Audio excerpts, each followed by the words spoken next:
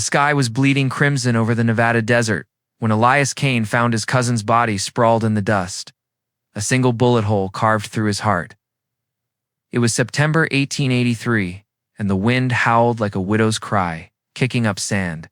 That stung Elias's face as he knelt beside the lifeless form of Tom Wheeler. Tom's eyes were still open, staring at a horizon he'd never reach. Elias's hands shook as he closed them, his fingers brushing against the leather satchel strapped across Tom's chest. Inside, he found a map, a locket, and a letter sealed, with wax addressed to a woman named Clara Dunn in the silver mining town of Redstone, Colorado. The letter wasn't just a promise, it was a confession. One that would change everything Elias thought he knew about the man he'd called family. Elias had ridden with Tom for years, chasing bounties across the territories from the Badlands. Of Utah to the lawless fringes of Arizona, we were more brothers than cousins, forged in gunfire and campfire whiskey, always watching each other's backs.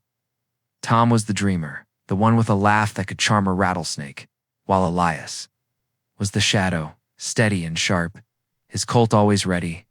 But now, Tom was gone, ambushed on a lonely trail outside Carson City, the weight of his death pressed against Elias's chest like a stone. He tore open the letter, the paper crinkling under his calloused fingers. Clara, it read, I'm coming to Redstone. I've done things I ain't proud of, but I swear I'll make it right. The claim is yours, and so is my heart. Keep the locket close. Your boys deserve a father, and I mean to be one. Tom. Elias's breath caught. Boys, a claim.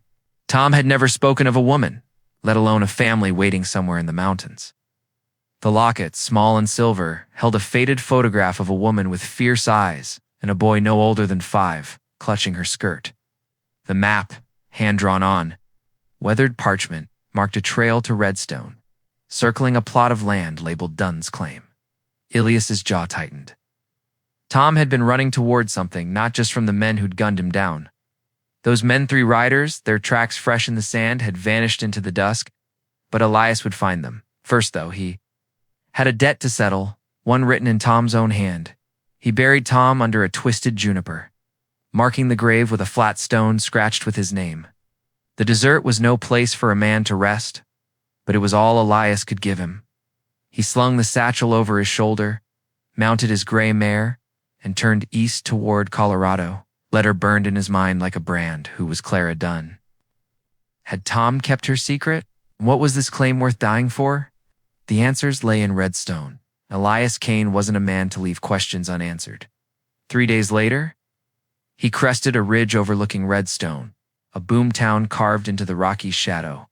Smoke curled from chimneys, and the clang of picks echoed from the silver mines dotting the hills.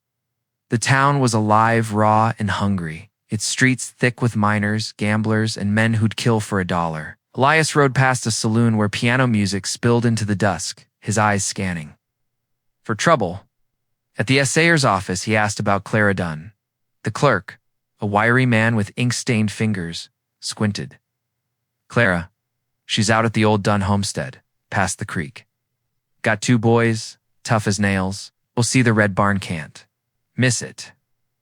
Elias tipped his hat and rode on. The homestead sat alone in a valley, its fields half wild but stubborn, like they'd fought the earth and won. A red barn stood proud against the wind, its paint peeling but defiant. As he approached, a woman stepped onto the porch, a shotgun resting easy in her hands. Her hair was the color of autumn oak, tied back loose, and her eyes held a storm that could break a man in 2.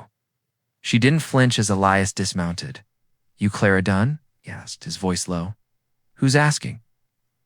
She said, her grip tightening. On the gun, Elias Kane. I'm Tom Wheeler's cousin.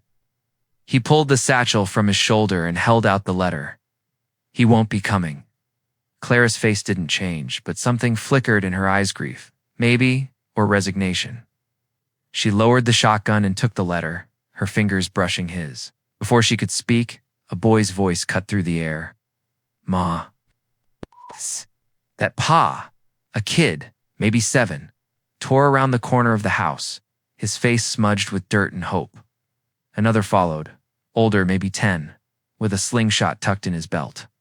Both had Tom's crooked grin, and it hit Elias like a fist. Clara crouched, pulling the boy's clothes. "No, Jack, this ain't your PA. This is Mr. Kane." She stood, her voice steady but thin. "You'd best come inside, Elias. Night's falling fast." He followed her into the house, the boys trailing like wary colts. The kitchen smelled of sage and fresh bread, and a fire crackled in the hearth. Clara set the letter on the table, unopened, and poured coffee into a tin mug. "Why are you here?" she asked, her eyes searching his. Elias set the locket beside the letter. "Tom wanted you to have this, said he owed you a claim, a life.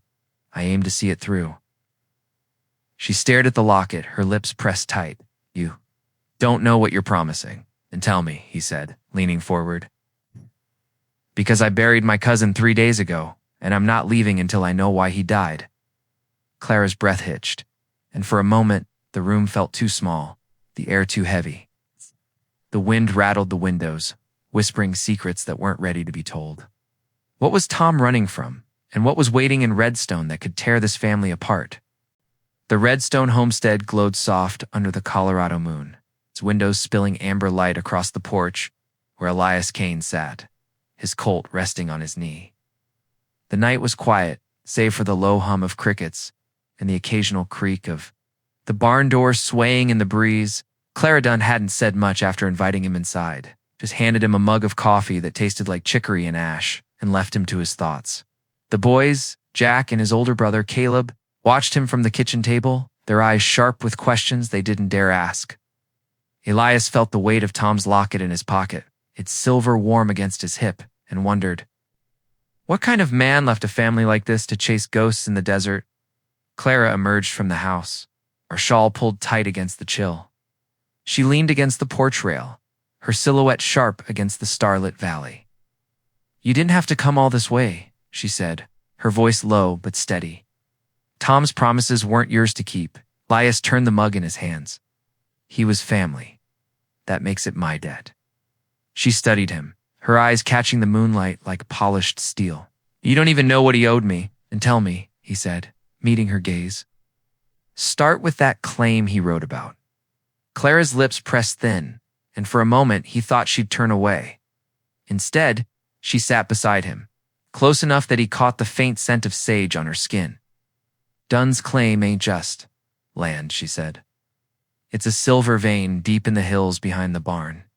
My PA staked it before he died. But Tom, he swore he'd help me hold it. Said it'd set us up for life, me, Jack, Caleb." Then he stopped writing. 6 months, not a word. Elias's jaw tightened. A silver claim in Redstone was a magnet for trouble-greedy men with quick triggers and no conscience. Who else knows about it? "Enough," she said, her voice sharp. "The Kincaid brothers have been sniffing around. 3 of them run a crew out of the mines. They've been pushing folks off their claims, saying the land's theirs by right. Last week, they left a knife stuck in my gatepost. No note, just the blade." Elias's hand drifted to his Colt, an old habit. Sounds like the kind of men who'd ambush a man on the Carson Trail. Clara's eyes snapped to his. "You think they killed Tom? I found 3 sets of tracks where he died, fresh like they'd ridden hard." He leaned forward, elbows on his knees. "If they're after your claim, they'll come for you next." She didn't flinch, but her knuckles whitened around the shawl. "I've held this place alone for a year. I'll do it again if I have to." "You won't have to, Elias," said, the words slipping out before he could stop them. He didn't know why he said it. Maybe it was the fire in her eyes, or the way Jack had looked at him like he might be a hero. Either way, it felt like a vow. The next morning, Elias woke to the smell of bacon and the sound of Caleb's boots stomping across the kitchen. The boy was 10, all elbows and suspicion, but he'd already taken to shadowing Elias like a hound. "You ever shoot anybody?" Caleb asked, tossing kindling into the stove while Clara flipped corn cakes on the griddle. "Only when they deserved it," Elias said, buckling his gun belt. He caught Clara's glance, half warning, half amusement. Hands softened his tone. "You know how to use that slingshot you carry?" Caleb grinned, pulling it from his pocket. "Hit a crow at 50 paces last week, then you're on patrol," Elias said, tossing him a rag to clean his hands. Keep an eye on the ridge. Anybody comes near, you holler? Jack, the younger boy, piped up from the table, his mouth full of corn cake. Can I patrol too, Ma? Clara ruffled his hair. You stick to feeding the chickens, little man? Let Caleb and Mr. Kane handle the ridge. By noon, Elias was mending a broken fence post near the barn, his shirt damp with sweat under the high sun. Caleb perched on a stump nearby, slingshot in hand, scanning the hills like a pint-sized sentinel. The boy's chatter filled the silent stories of fishing in the creek, of a wolf he swore he'd seen last winter. Elias listened, nodding, but his eyes kept drifting to the horizon. Something felt off, like the air before a storm. That night, trouble came. The moon was high when Elias heard the horse's 3 sets of hooves, heavy and deliberate, cutting through the valley. He was out of his chair before the sound faded, grabbing his rifle from the wall. Clara was already at the door, her shotgun loaded, her face carved from stone. Get the boys upstairs, she whispered. Elias nodded, but Caleb was already creeping. Down the stairs, eyes wide. I saw him, he hissed. 3 men, by the creek. Stay low, Elias said, pulling the boy behind him. He stepped onto the porch, rifle raised, as shadows moved in the moonlight. A voice called out, rough as gravel. Clara Dunn. You know why we're here? Hand over the claim and nobody gets hurt? Clara stepped forward, her shotgun steady. This is my land, Kincaid. You'll get nothing but lead if you try taking it. A laugh echoed from the dark, cold and sharp. Then a match flared and a torch lit up the night, revealing 3 men on horseback. The leader, a broad man with a scar across his cheek, leaned forward in his saddle. Tom Wheeler thought he could run from us. Look where that got him, Elias's. Blood ran cold. These were the men who'd killed Tom. He raised his rifle, finger on the trigger, but Clara's hand grazed his arm. Not yet, she whispered. Her eyes held a fire that could burn the valley down. But there was something else fear, not for herself, but for the boys hiding upstairs. The torchlight flickered, and the leader's grin widened. Got one day, Clara? Sign over the claim? Or we burn this place to ash. The riders turned, their horses vanishing into the night, but the threat lingered like smoke. Elias lowered his rifle, his heart pounding. Clara was hiding something Tom had died for. But what was it, and how far would these men go to get it?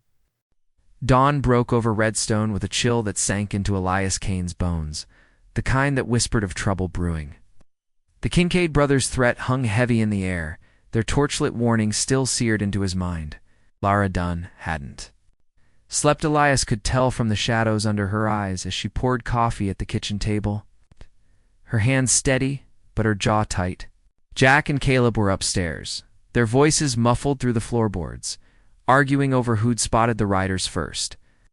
Elias cleaned his rifle by the window, his fingers moving with the precision of a man who'd lived too long on the edge. The homestead felt like a fort under siege, and he wasn't sure who he was fighting for, any Martom's memory, Clara's boys, or something he couldn't yet name. We can't wait for them to come back, Clara said, setting the coffee pot down with a thud. Kincaid doesn't bluff. They'll burn us out before sundown if we don't move first. Elias glanced at her, noting the fire in her voice. You got a plan? She nodded, pulling a folded map from a drawer, the same one Elias had found in Tom's satchel. But now, marked with her own careful lines, the claims up in the hills past the old mine shaft. We show the assayer it's still producing, the law might back us. But we need proof, a sample of the silver. Sounds like a trap, Elias said, leaning back. Kincaid's men will be watching that trail. They will, she agreed, her eyes meeting his. That's why I need you to draw them off. Take the boys to town, make some noise. I'll head to the claim alone. Elias's gut twisted. You're not riding into those hills by yourself. I've done it before, she snapped, then softened, her voice dropping. Jack and Caleb need you here, Elias. If something happens to me, it won't, he cut in, sharper than he meant. Stood, slinging the rifle over his shoulder. We go together or not at all. Before Clara could argue, a shout from Caleb broke the tension. Riders coming. The boy barreled down the stairs, slingshot clutched tight, Jack trailing behind. Elias was at the door in 2 strides, his hand on his Colt as a lone horseman approached, dust curling behind him. The man was lean, gray-haired, with a badge glinting on his vest. Redstone's deputy. Amos Tate. Clara Dunn. Amos called. Raining up. Got word of trouble out here. Kincaid's crew's been stirring up the saloon, saying your claim's forfeit. His eyes flicked to Elias, narrowing. You Wheeler's kin? Elias Kane, he said, stepping forward. What's Kincaid saying about Tom? Amos spat into the dirt. Claims Tom sold them the rights to Dunn's claim before he left town. Got a paper with his signature. Or so they say. True or not, they're coming for this place tonight. Clara's face paled, but her voice held steady. Tom wouldn't. Sell me out. Maybe not, Amos said, his tone careful. But there's talk he was mixed up with some bad folks. A man came through yesterday, asking about him. Scarred face, missing 2 fingers. Said Tom owed him a debt from Carson City. Elias's blood ran cold. A scarred man with missing fingers. He'd seen tracks near Tom's body. One boot with a worn heel, like a man who'd walked uneven. Is this the killer, or someone else? Tied to Tom's secrets? He gripped his rifle tighter. Where's this man now? Gone, Amos said. Rode out at dawn. But Kincaid's men are still here, and they're loaded for bear. He tipped his hat. You folks best be ready. As Amos rode off, Clara turned to Elias, her eyes blazing. We're running out of time. We get that silver sample, or we lose everything. By midday, they were on the move. Elias rode ahead, rifle across his saddle, with Clara beside him, her shotgun tucked under a blanket. Caleb and Jack stayed behind, hidden in the barn loft with strict orders to bolt the doors. The trail to the claim wound through pine-choked hills, the air thick with the scent of sap and danger. Elias's eyes scanned every shadow. Every snap of a twig setting his nerves alight. They reached the old mine shaft by afternoon, its mouth yawning black against the rock. Clara dismounted, pulling a pickaxe from her saddlebag. It's in there, she said, nodding toward the darkness, a vein near the back. Elias tied the horses and followed her inside, the air turning damp and cold.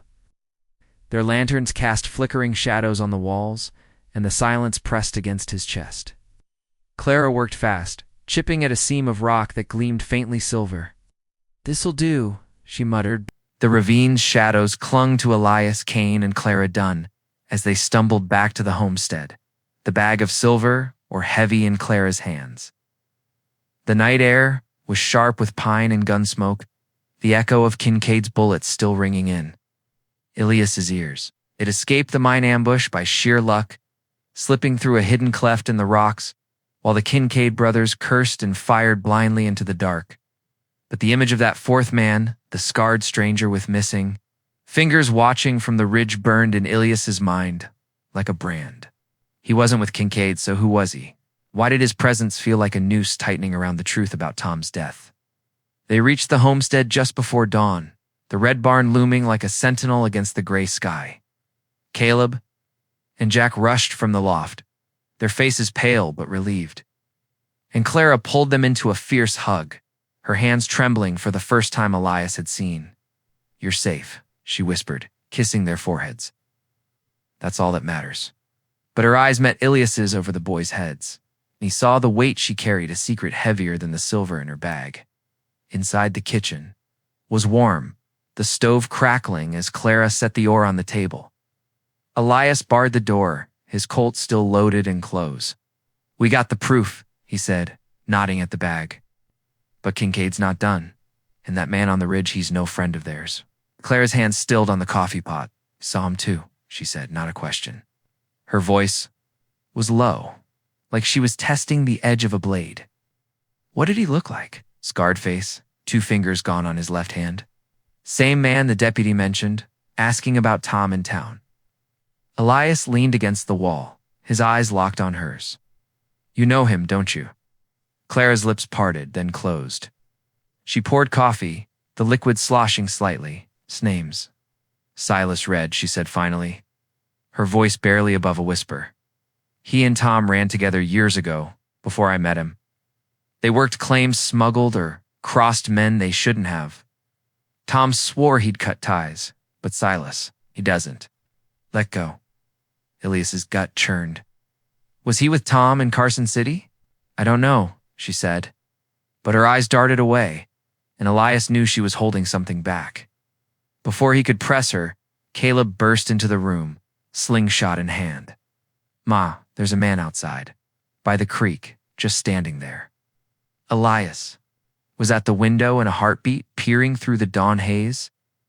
There he was, Silas Reed, his scarred face unmistakable.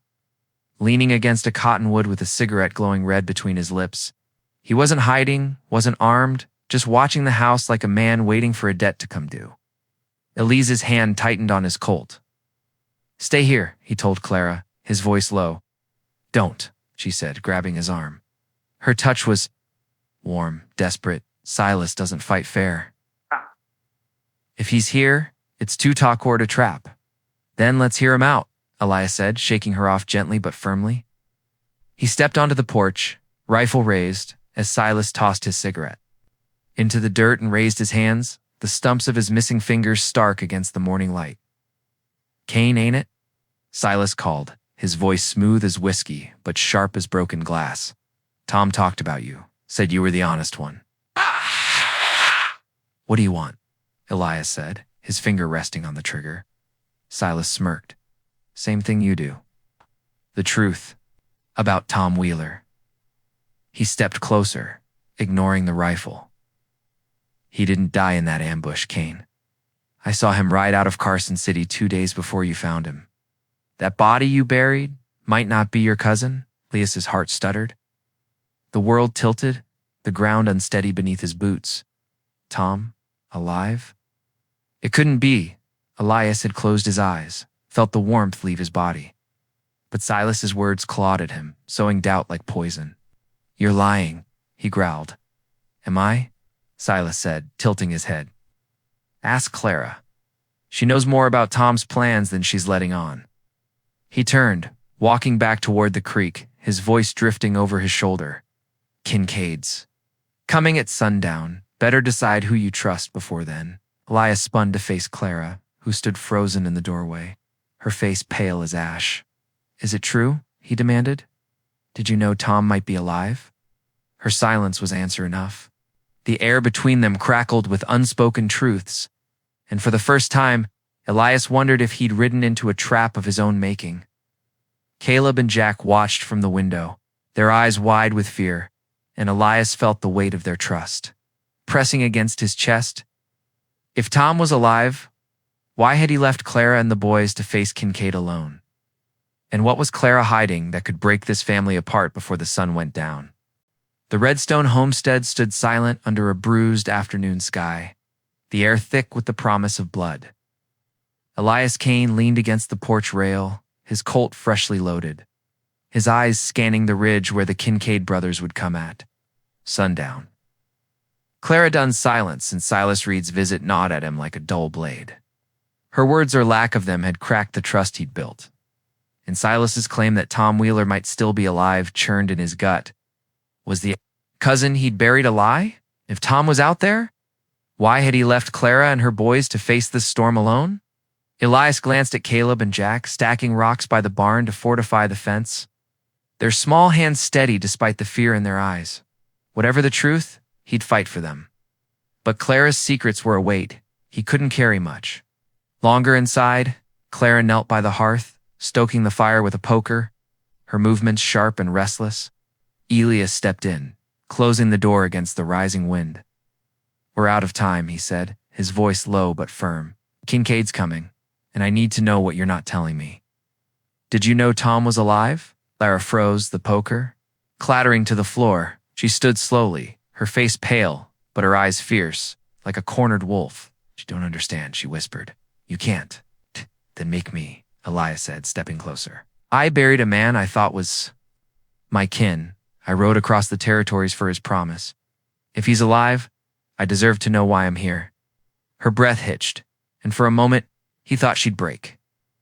Then she reached into her apron, pulling out a crumpled letter, its edges worn soft. "This came a week before you showed up," she said, her voice trembling. "It's from Tom." Elias's heart pounded as he took the letter, his fingers brushing hers. The words scrawled in Tom's hand hit him like a bullet. "Clara, I'm not coming back. I took the silver from the claim and ran. Silas and Kincaid are after me.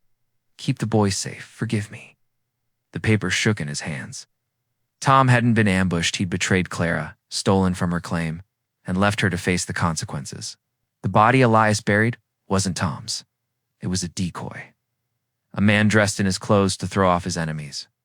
"You knew," Elias said, his voice raw. "You knew he was alive, and let me think I was keeping his promise." Clara's eyes glistened, but she didn't look away. "Didn't know what to believe," she said.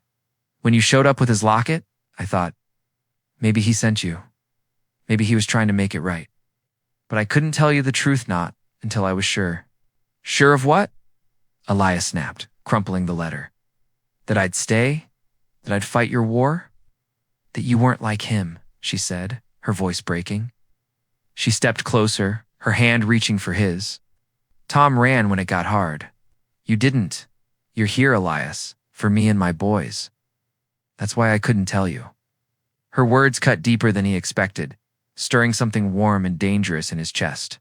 He wanted to be angry, to walk away, but her touch anchored him, and the firelight caught the vulnerability in her eyes. Before he could speak, a shout from Caleb shattered the moment. "They're here, riders on the ridge." Elias spun, grabbing his rifle as Clara rushed to the window. Dust rose in the distance. 6 horsemen galloping hard toward the homestead, their torches flaring against the darkening sky. Kincaid's crew, but there was another figure among them, Silas Reed, his scarred face, grim, riding at their side. Elias's blood ran cold. Silas wasn't just watching anymore, he'd thrown in with Kincaid. "Get the boys to the cellar," Elias said, his voice steady despite the chaos in his mind. Clara nodded, herding Caleb and Jack toward a trapdoor under the rug. Elias barred the front door, then climbed to the loft, peering through a slit in the wall. The riders slowed, spreading out to surround the house. Kincaid's voice boomed, cold and mocking. "Clara Dunn, time's up. Give us the claim, or we burn you out." Elias fired a warning shot, the crack splitting the air. The riders ducked. But Silas didn't flinch. His eyes locked on the house like he knew exactly where Elias stood.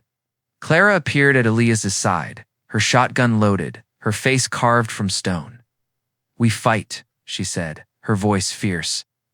"For the boys." They held their ground, trading shots as bullets splintered the walls and torches arced toward the barn. The air grew thick with smoke, and Elias's shoulder burned where a slug had grazed him. Clara fought like a lioness, her aim true, but the Kincaids kept coming, their numbers overwhelming. Just as Elias thought they'd be overrun, a new sound cut through the gunfire, horse's scream, followed by a man's cry. One of Kincaid's men fell, an arrow protruding from his chest. Elias squinted into the dusk, his heart racing. A lone rider stood on the ridge, bow in hand, his face hidden by a hat's brim. The Kincaids faltered, confused, and Elias seized. The moment firing until his rifle clicked empty. The stranger vanished as quickly as he'd appeared, leaving the Kincaids reeling. But Silas's voice rang out, sharp and urgent. "It's him. It's Wheeler." Elias's world spun. Tom, alive. "Here now?" He turned to Clara, her face pale with shock, and saw the truth in her eyes. She hadn't known he'd come back. But if Tom was out there, why was he fighting from the shadows? What did he want with the family he'd abandoned? The Redstone homestead burned bright against the dusk, flames licking the barn's roof as the Kincaid brothers pressed their assault. Elias Kane crouched behind an overturned wagon, his Colt spitting fire, each shot a promise to keep Clara Dunn and her boys alive. Clara fought beside him, her shotgun roaring, her face streaked with soot and defiance. Caleb and Jack huddled in the cellar, their small voices chanting prayers through the trapdoor. The air was thick with smoke and the temps of blood, but the mysterious archer's arrow had given Elias and Clara a chance, scattering Kincaid's men into chaos. Silas Reed still stood, his scarred face grim, barking orders as bullets tore through the night. But it was the shadow on the ridge, the man they'd called Tom Wheeler, that held Elias's heart in a vice. Was his cousin truly alive, or was this another lie in a web of betrayal? Elias reloaded, his hands steady despite the wound in his shoulder. We can't hold them much longer, he shouted to Clara over the gunfire. Where's that archer? Clara's eyes flicked to the ridge, her breath ragged. If it's Tom, he's not here to save us. He's here for the silver. Before Elias could answer, a figure broke from the shadows, a man in a tattered duster, his face half hidden by a hat, charging toward the barn with a torch in hand. Elias fired, but the man ducked, vanishing behind a stack of hay. The barn erupted in flames, the horses screaming inside. Clara cursed, sprinting toward the blaze, her shotgun forgotten. The boys. She screamed. Elias tackled her to the ground as a bullet whizzed past, pinning her beneath him. Stay down, he growled, his eyes scanning the chaos. Silas and the remaining Kincaids were closing in, but the archer struck again, an arrow, piercing another rider's chest, sending him sprawling. The distraction was enough. Elias dragged Clara to the cellar, shoving the trapdoor open. Caleb and Jack scrambled out, coughing, their faces pale but fierce. We're okay, Ma, Caleb said, clutching his slingshot like a lifeline. The tide turned when the deputy, Amos Tate, arrived with a posse from Redstone, their rifles cracking through the dusk.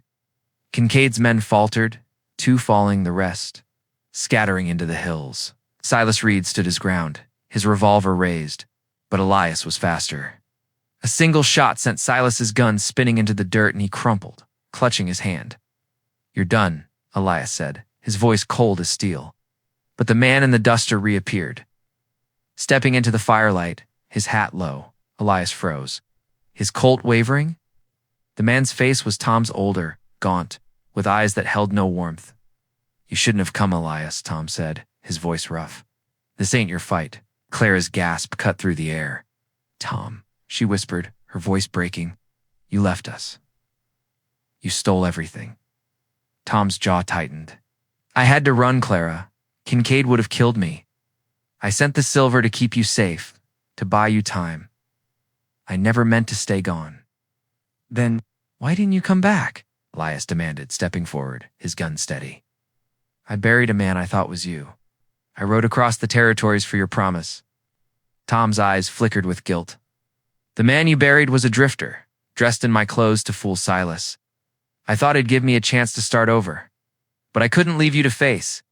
This alone, he nodded toward the ridge where he'd fired his arrows. I've been watching, waiting for the right moment. Clara's face hardened. You don't get to walk back in, Tom? Not after what you did. Elias lowered his gun, his heart heavy. Tom was alive, but he wasn't the man Elias remembered. The cousin who'd laughed by campfires was gone, replaced by a shadow who'd chosen silver over family. Go, Elias said quietly. You've done enough. You're Tom. Hesitated, then turned, disappearing into the night as the posse rounded up. Silas and the last of Kincaid's men.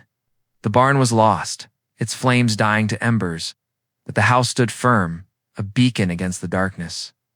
Clara sank to her knees, Jack and Caleb clinging to her, their sobs muffled in her skirts. Elias knelt beside them, his hand resting on Clara's shoulder, warm and steady. You stayed, Clara said, her voice soft, almost lost in the wind. She looked up, her eyes catching his, raw with gratitude and something deeper. You didn't have to. I wanted to, Elias said, his thumb brushing her cheek. For them? For you. Leaned into his touch, her breath steadying. The stars above Redstone burned bright, and for the first time in days, the air felt clean, like the world had righted itself. They rose together, the boys between them, and walked toward the house, its windows glowing like a promise kept. The silver boom in Colorado, during the 1880s, transformed towns like Redstone into battlegrounds. Of greed and ambition, mining claims like Clara's were often targets of violence. As prospectors and outlaws clashed over wealth buried in the Rockies, families like Clara's fought not just for land, but for a future carved from the earth. This story, though, fictional, draws on the resilience of those who built lives in the face of such chaos, reminding us that love and loyalty can outlast even the fiercest storms. If this tale of courage and redemption in the Wild West gripped you, hit that like button and subscribe for more stories that bring history to life. Drop a comment below. What would you have done in Ilias's boots? Chased justice or built a new home?